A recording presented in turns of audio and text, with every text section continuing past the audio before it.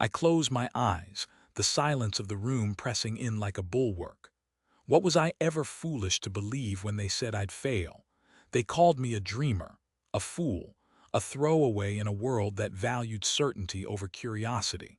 My fingers twitch against my temples, memories weaving like threads in a tapestry I thought I'd already woven perfectly. They shattered it. The confrontation came late that night, in a kitchen no worse than a cottage, the walls adorned with the faint hum of equipment I'd once dismissed as fantasy.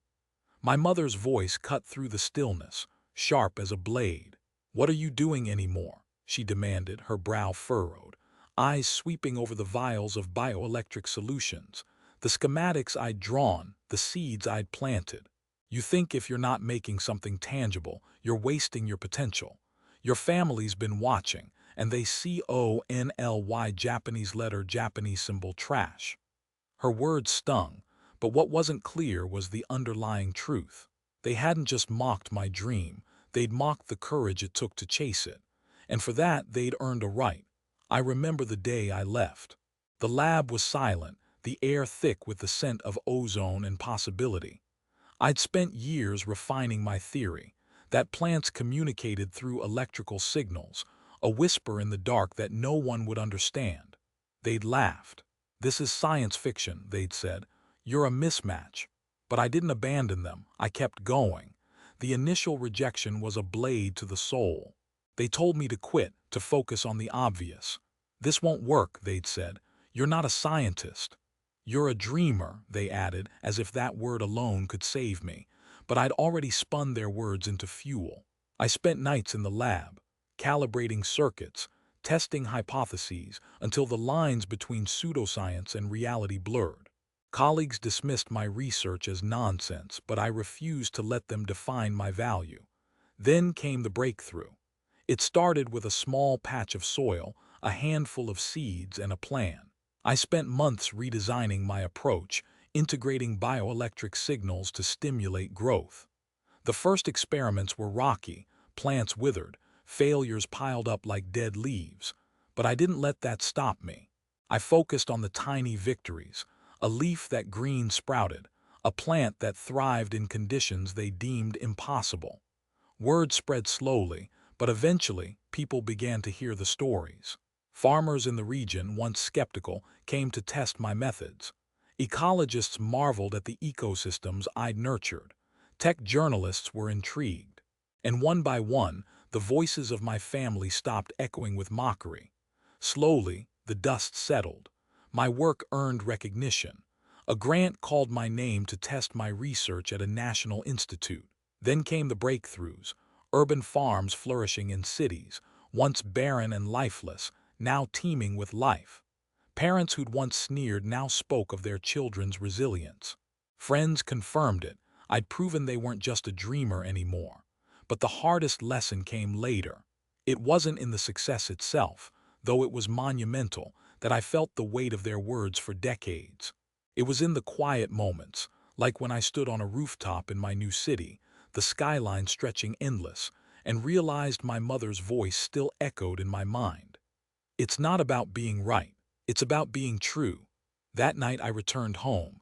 The house felt like a memory, warm yet foreign. The walls still bore the scars of laughter, the weight of expectations, the weight of their disbelief.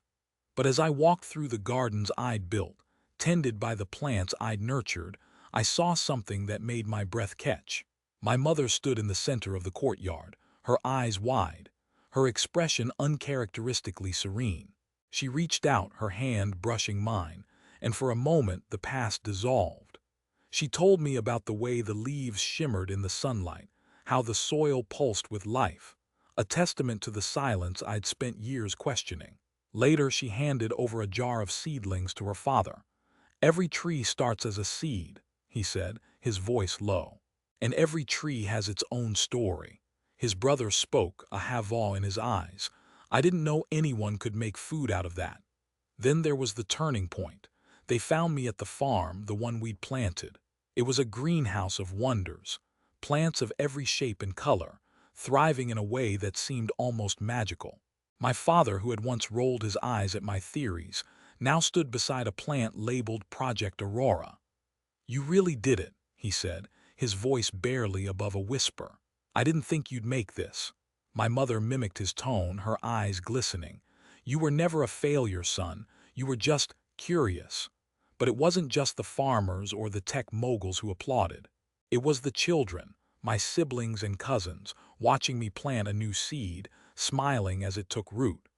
The lessons learned wouldn't stay with them, not yet. In the silence of that moment, I understood. The family hadn't been defined by their words. They'd been defined by their ability to see, to believe, to turn mockery into understanding. Their regret wasn't a stain on my record. It was a testament to the power of perseverance. Ah, I thought. The journey hadn't just changed my life, it had changed theirs too. I'd gone from an afterthought to a beacon. And in that moment, surrounded by the quiet hum of a thriving ecosystem, I realized something profound. Karma isn't always about punishment.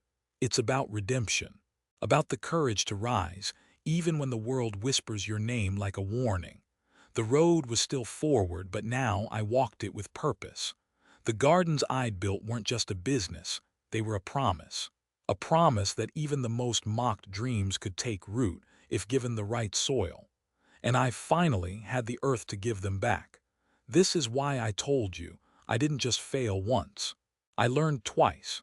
And in doing so, I became proof that sometimes, the loudest voice in the room is the one that finally gets the silence right.